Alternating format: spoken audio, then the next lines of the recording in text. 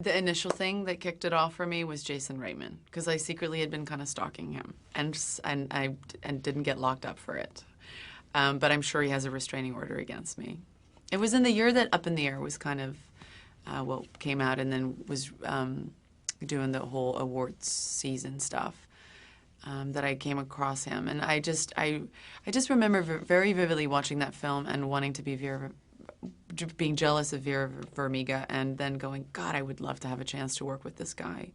And so when he came to me before I even read the script and said, I read this thing and I think it's going to be my next movie and I want to do it with you, I was like, pretty much there.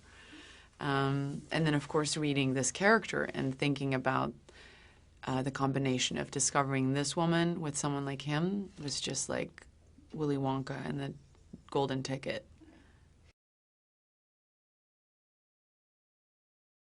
I just love characters that constantly keep you on your toes.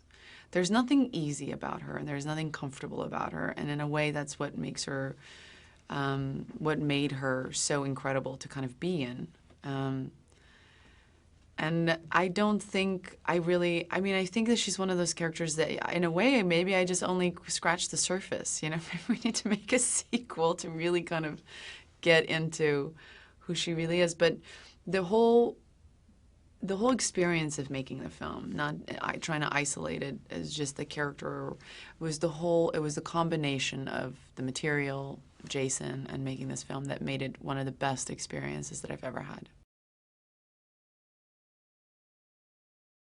Patton Oswalt, which I think everybody kind of knows him from his stand-up comedy, is a real actor. And I'm so glad that he's in this film, because I think people are going to actually see that he's not a stand-up comedian. He's really an actor. And there are moments in this film when I watch him that reminds me the first time I saw Philip Seymour Hoffman on screen. And I think that he's going to just be have an incredible career after this. One of my favorite scenes in the film is with an actress, Colette Wolfe, who plays his sister, Patton's sister, Matt's sister.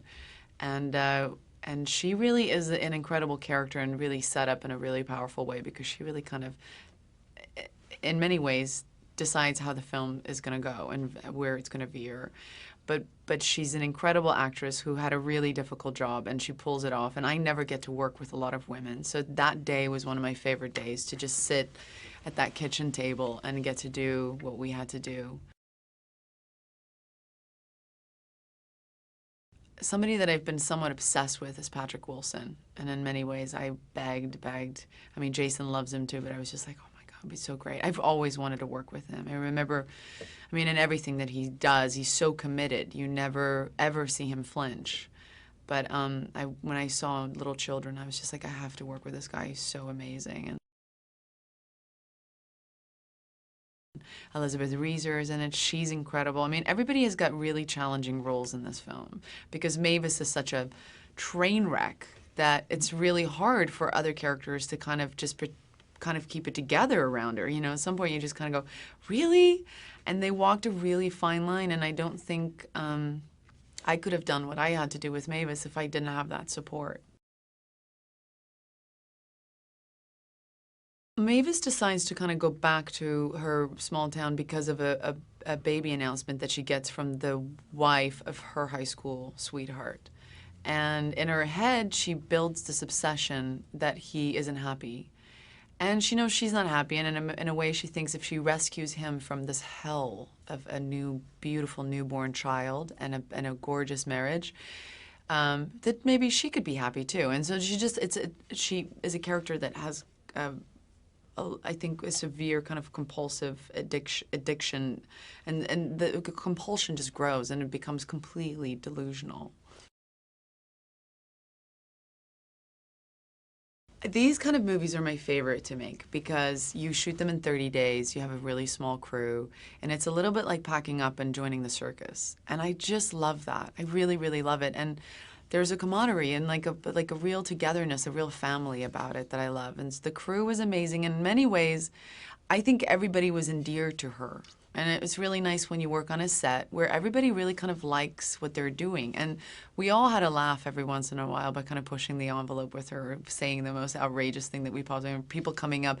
The spirit of the movie, I've come to realize, free people to come up to you and acknowledge things that I don't think they would acknowledge normally about things that they've done that is very Mavis-y or stuff like that. And it's really lovely.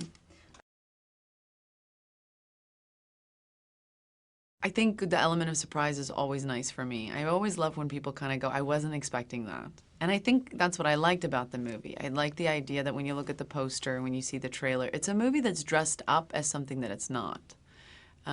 It's trying, it looks like a very simple story, and it looks like we're just kind of doing comedy, but it really isn't that. It really is a story that deals with very, very real issues and deals with them in circumstances that are very entertaining to watch. And I think when you can find that balance, when you're not just like hitting somebody over the head with the drama of it all, but you're kind of doing it in a tone that feels entertaining. I think it's a very unusual little movie, and I love that people have been saying that.